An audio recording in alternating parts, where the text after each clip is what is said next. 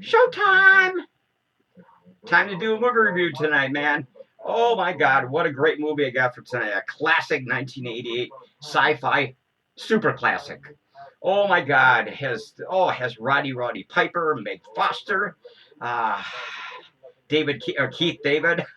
David Keith. I keep getting that guy's name. He's been in tons of movies. I keep getting his name mixed up. Is it Keith David or David Keith? I think it's Keith David, actually.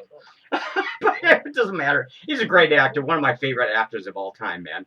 I remember him in The Thing and Kurt Russell, and they're the last two survivors at the end of that movie. You know?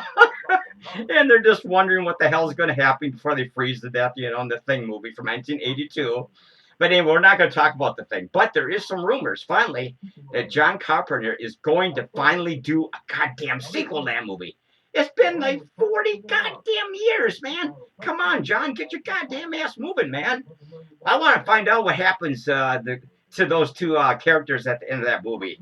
I'm sure they got found by another rescue expedition or something like that, trying to find out why the camp burned down, along with the Norwegian camp that burned down like 2 days earlier or something like that. So basically, that's enough of that. So we're going to talk about They Live, man. Here we go. That's a cool cover, man. I like that cover. I'm not sure if you can see it very well with the glare, but I got it kind of looking halfway decent. All right. It's pretty much about an alien invasion to our planet. But they're really not. They're kind of want to take over it, but they're greedy mother suckers from another planet. They're profiteers, man. They want to just keep plundering our resources, you know, our stock market and stuff like that. And they're getting lots of people on the humans to side with them because of money. They're greedy, right? Oh God, these are total scumbags. Scumbags are selling out the human race for goddamn profit, man. Oh my God. But anyway, that's another part of the movie, and we're going to talk about a different part of it. These aliens, they look exactly like people. They talk like people. They look like people. They dress like people. You walk by them on the sidewalk, you wouldn't be able to tell. And, you know, basically what they're doing, they're using some kind of cloaking device, which allows them to kind of blend in with the human race. But once that cloaking device is turned off, they are the ugliest things you ever saw in your life, man. They look like a cross between a zombie and a skeleton. It's just horrible, man. Just smartasses from like some stupid ass planet in the galaxy or something like that. Anyway, they get tons and millions of people to side with them that want more and more money, more and more money. It's all about money. It's woo, you know. And anyway, so basically, they know that they're aliens, these people on Earth, but they don't care. You know, they're selling out the human race for money, for profit, for greed, right? Oh, it's terrible, man. Just terrible. Total scumbags, man. Anyway, that's really basically what they kind of look like. Hang on. Okay, I'm ready. Had a little phlegm stuck in my throat there, Spidey. Hey, the studio looks good. I got a little ambience going here. You know, I can turn on some of the flickering lights to kind of give it a little bit of flair. Probably too bright, but I decided to be a little flamboyant tonight. Spidey wants to be flamboyant once in a while, right? Yeah, that's the way it is. Woo-hoo. Anyway, Roddy Piper plays a drifter in this movie. At the beginning of the movie, he's just going from city to city, town from town, looking for daily type work, you know. You remember he used to be in the WWE and WWF as a professional wrestler. Everybody knows who Roddy Piper is, of course. He's kind of like a legend, you know. One of my favorite wrestlers and loudmouths of all time. He was so much fun to watch, man. Anyway, so he basically just happens to stumble upon this construction site in that particular city. It might be like LA or something like that. And so he gets daily work at the construction site, right?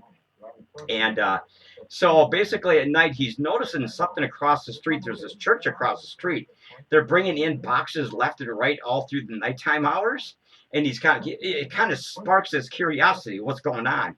Thought maybe they're smuggling drugs or weaponry or something like that. But he's not really too sure. So basically, he kind of breaks into the facility, the church that night, and he just sees tons of boxes of these sunglasses. Now, you can't figure out why are they smuggling sunglasses out of the church into the community around the city. And he doesn't really understand what the reasoning is behind this. But he soon finds out. He takes a couple pairs and he gets out of the church, and basically so he's basically doing his day job on the construction site, and during the other parts of the day and his days off, he goes into the city, and he puts on a pair of sunglasses, and he discovers the truth.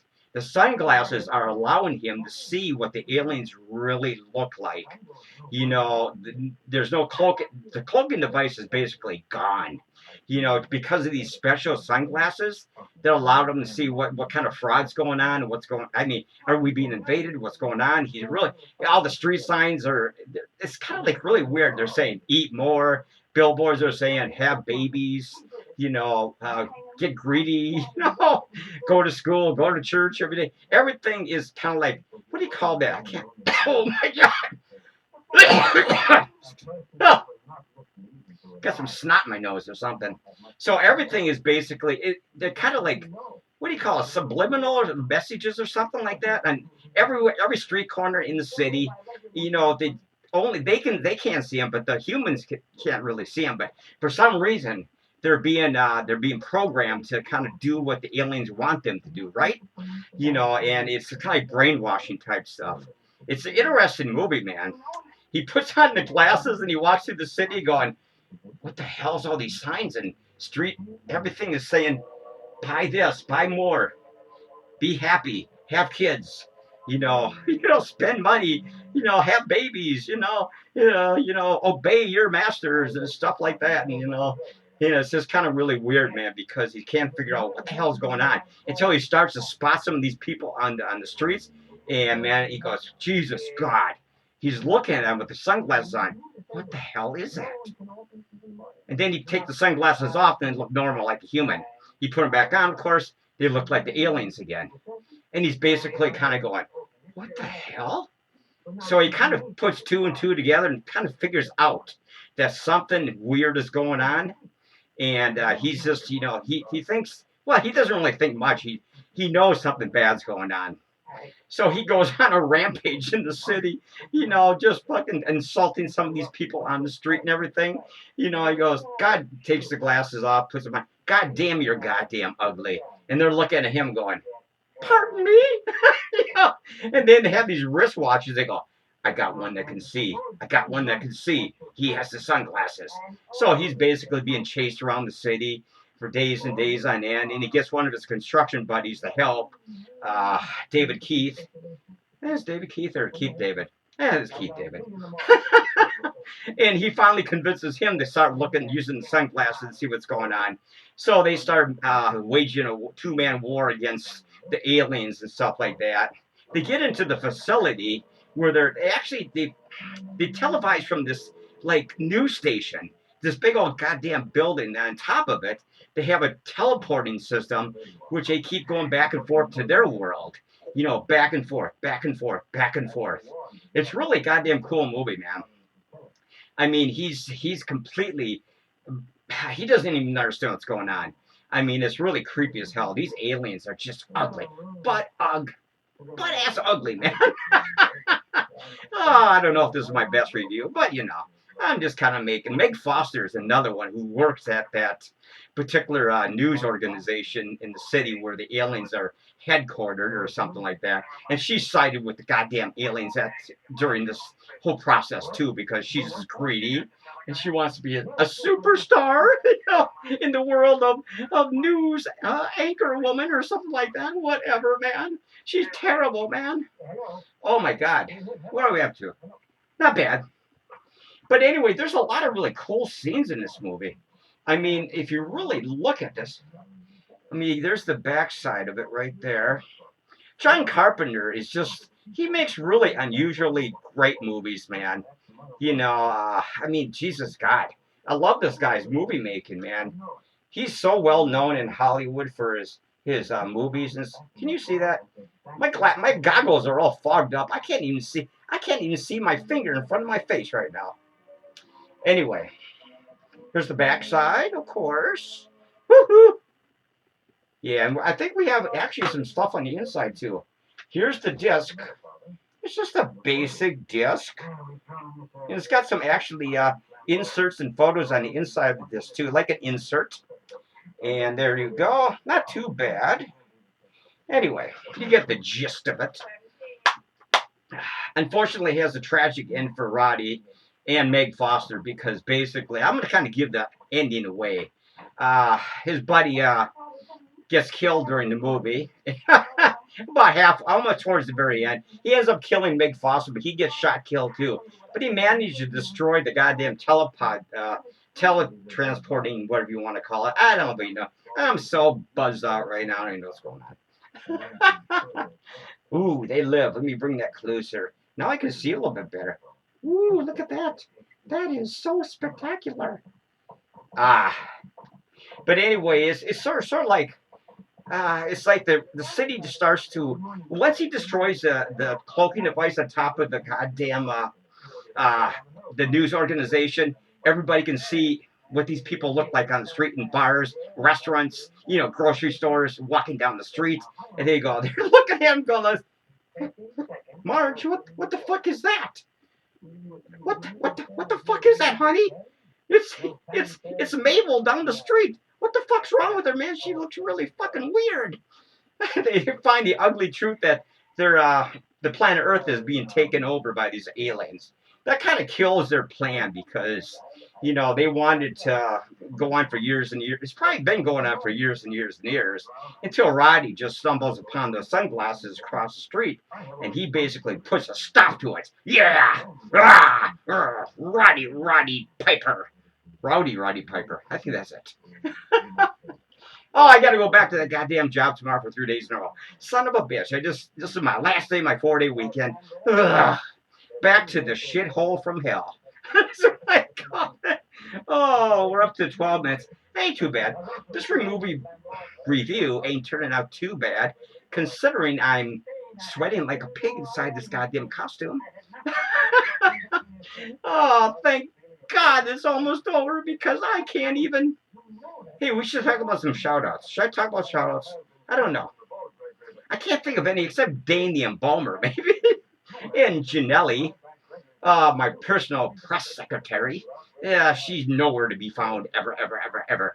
Oh, my God. Oh. But like I said, there's a lot of familiar faces in this particular movie. You'll recognize a lot of people from the 1980s and stuff. They've been tons of movies and stuff. It's really got a good cast. It's got an interesting soundtrack because John Carpenter really composes pretty much all the music himself, and his producer Larry Franco and stuff. He's kind of like he's got a great crew helping him all the time on these movies, which I just love John Carpenter, man. I mean, just go to his internet base and find out just how many movies he's done. I'm sure you'll probably look, oh my God, he did that, he did that, he did that. He did that. Oh my God, guy's a legend. He kind of reminds me of Roger Corman a little bit, except he's just maybe about 20 years younger.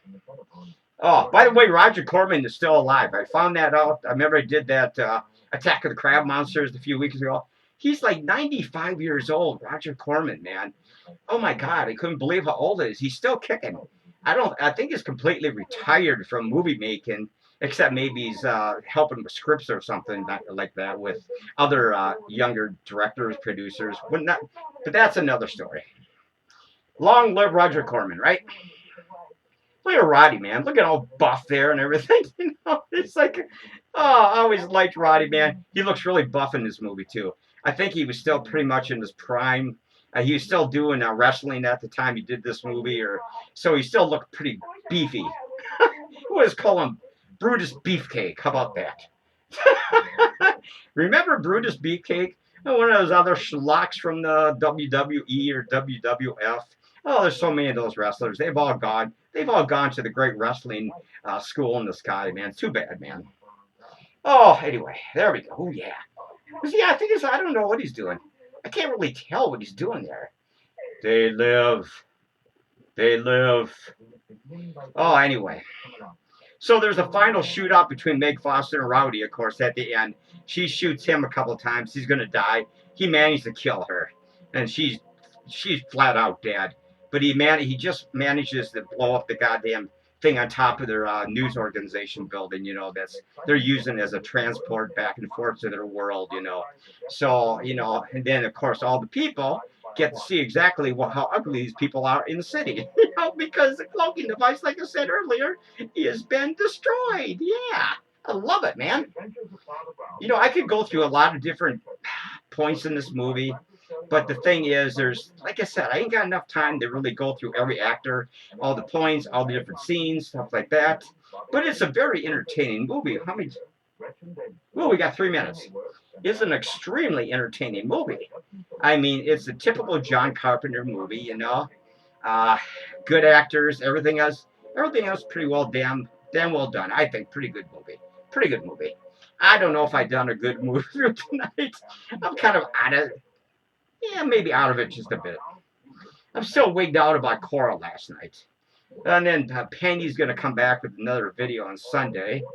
I'll be back probably on Monday with something. I'm not going to tell you what it is, but I'm sure you'll probably enjoy it. If I enjoy it, you have to enjoy it. You get that goddamn finger right, man. See that? I'll poke you in the eye. Anyway, like I said, I've been babbling on for about 17 minutes now. And I can't, almost 17 minutes. Like I said, this is just a quick review. It's not really meant to be anything extraordinary. You know, I just wanted to talk about a movie that I thought was kind of funny and interesting from 1988. And a lot of you people haven't seen this movie. I'm sure you have. A lot of you have. You know how schlocky and fun it is. It's a good movie, man. It's a really good movie. Oh, we got to rate it. Oh, my God, I got to rate it. Holy Toledo, folks, I got to rate it. I got goddamn some kind of Father Brown in the background just gnawing at the back of my head, some kind of radio program, and I just can't concentrate. Okay, 17 and a half minutes. Excellent. Anyway, I think we're going to give this, I'm not going to give this a full 10 spiderwebs. I think we're going to give this a full 8.5 spiderwebs. It's not my favorite John Carpenter movie, but it is a classic from 1988. If you like sci-fi adventure and creepiness and really cowardly humans and ugly-looking aliens, you'll love this movie. It's fun, man. It's actually pretty damn fun. And it's interesting. Pretty good story, too. So 8.5 spiderwebs for They Live, John Carpenter's 1988 classic. All right, 17 and a half minutes. Not doing too bad. Not too bad. Oh, I don't want to go back to work for 3 days in a row. That job just sucks. I don't. It sucks something. I can handle 3 days, and then I got 4 more days to put more videos out. Yeah, there we go. Woo-hoo. 8.5 spiderwebs, man, for 1988's They Live, John Carpenter's classic. I gotta find out what he's been up to lately. I know he's involved maybe in a sequel to The Thing and some other movies because he's involved with other producers, directors, and stuff like that. So I'm sure he's got stuff up his sleeve ready to spring upon the public. So anyway, I'm gonna get going here, and we will. God, I've been fumbling my words all night. I apologize. It's just I'm really out of sort tonight. I don't know why. Ugh. Anyway, we're gonna get going. Until then, we'll see you probably in a few days with a better movie review. How about that? Until then, watch They Live. You'll enjoy it. It's fun. Later.